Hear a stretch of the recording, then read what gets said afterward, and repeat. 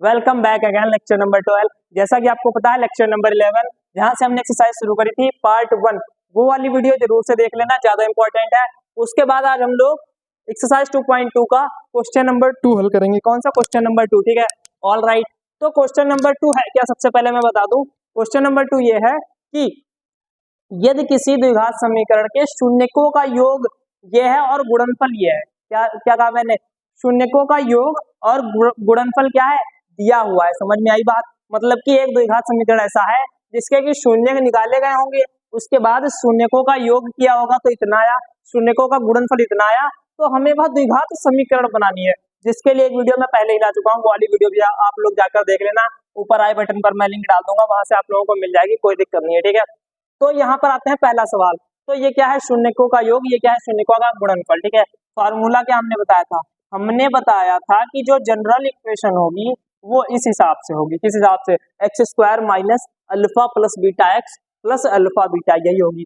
ये होगी अगर, तो अल्फा प्लस बीटा की जगह क्या रख देंगे, 1/4, मतलब एक्स स्क्वायर माइनस यहाँ क्या रख दिया, 1/4। इस अल्फा प्लस बीटा की जगह क्या हो गया, 1/4। उसके बाद हमने लिखा x plus alpha into beta कितना है, -1 है। क्या है, -1। तो ब्रैकेट में रखा इक्वल 0, चाहो तो यहाँ पर छोड़ दो ये वाली आंसर, लेकिन चूंकि ब्रैकेट है तो अगला एक स्टेप क्या कर लो, कर दो। ठीक है, कोई दिक्कत नहीं होगी। तो x square minus 1/4x -1 equal to 0 हो जाएगा, क्योंकि ये आ गया। और बटे में 4 कुछ ज्यादा बढ़िया नहीं लगता, इसलिए क्या करें, इसकी पूरे में या तो कह दो, पूरे समीकरण को हमने क्या कहा था, जो चीज हर में हो उससे गुणा कर देना, 4 से गुणा कर दो, खत्म, आंसर आ गया। क्या आ गया, 4x स्क्वायर माइनस का x। अब 1 बचेगा ना, इसमें 4 से गुणा करोगे क्या बचेगा, 1 लिखा नहीं जाता तो क्या जाएगा, -x, और आगे क्या जाएगा, -4 बराबर 0 हो गया। पहला सवाल हो गया। फटाफट से वीडियो को लाइक कर दो, फटाफट से लाइक कर दो, समझ में आ रहा है तो ठीक है। बढ़ते हैं दूसरे सवाल की ओर। तो दूसरा सवाल क्या है, देखो इधर दूसरे में √2 है, यहाँ क्या है 1/3, मतलब कि यहाँ से मैं खींच देता हूँ लाइन। अब देखो इधर दूसरा सवाल जो है वो कह रहा है योग, मतलब कि अल्फा प्लस बीटा कितना है, √2। आगे हमने लिखा x, फिर हम लगाते हैं प्लस अल्फा इंटू बीटा कितना है, 1/3 इक्वल टू 0। एक लाइन का सवाल, कितना इजी है भाई मेरे। देखो इधर, अब यहाँ पर बटे में 3 अच्छा नहीं लग रहा, पूरी समीकरण को कर दो 3 से गुणा, तो आ जाएगा 3x square minus 3√2x plus 1 equal to 0।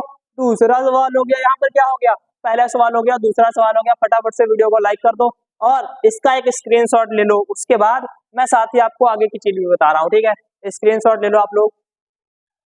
अब मैं इसको हटा देता हूँ पहले वाले सवाल को।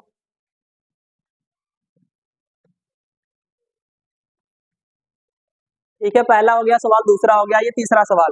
तो शून्यकों का योग कितना है, 0 है। क्या है, 0। इसका मतलब x square minus alpha plus beta x plus alpha beta equal to 0। Unique में जो हमारी जनरल इक्वेशन है, इसमें अल्फा प्लस बीटा कितना है, 0, मतलब ये वाली टर्म क्या हो जाएगी, 0। ऐसे लिखोगे, नहीं लिखोगे, 0 मल्टीप्लाई एक्स प्लस क्या लिखोगे, अल्फा इंटू बीटा कितना है, √5 बराबर क्या है, 0।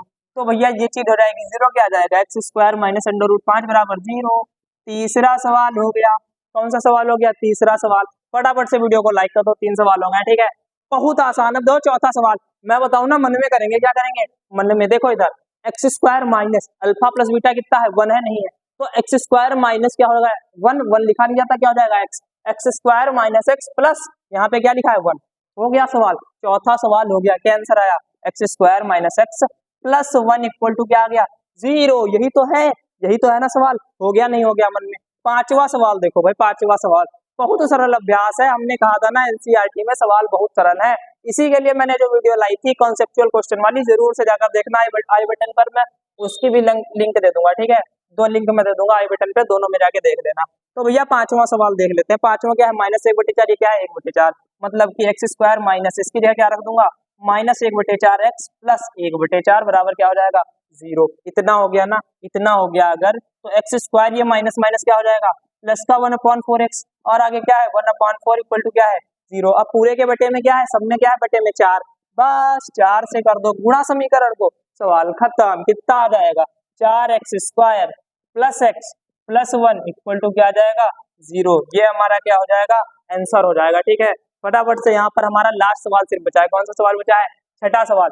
एक ही लाइन में वो भी लगवा दूंगा। ठीक है, फटाफट से क्या करो, इसका भी स्क्रीनशॉट ले लो, छठा सवाल आइए यहीं पर देखते हैं, मन में आंसर निकलेगा अगर ध्यान दो तो। ये क्या है, शून्यकों का योग। क्या है, शून्यकों का योग। ये क्या है, शून्यकों का गुणनफल। तो भैया एक्स स्क्वायर माइनस योग लिखते हैं ना, तो 4 लिख दिया, एक्स लिख दिया, उसके बाद क्या लिखेंगे, गुणनफल प्लस 1 लिख दिया, बराबर क्या हो गया, 0। छठा सवाल डन हो गया। बस रुक जाओ, रुक जाओ, अभी 6 सवाल तो मैंने लगवा दिए, 6 सवाल तो मैंने लगवा दिए। अब आपको क्या करना है, 6 सवाल तो बहुत कम है, बहुत कम है कि नहीं है, ठीक है। कितनी जल्दी हो गया आप खुद ही देखो। मैं आपको कुछ क्वेश्चन देता हूँ, ठीक है। मैं आप लोगों को 3 या 4, एक काम करता हूँ 5 क्वेश्चन दे देता हूँ, ठीक है।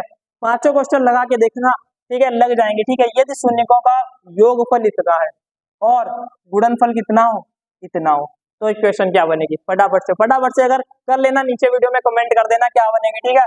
5 सवाल है, पांचों के कमेंट करने हैं आप लोगों को नीचे।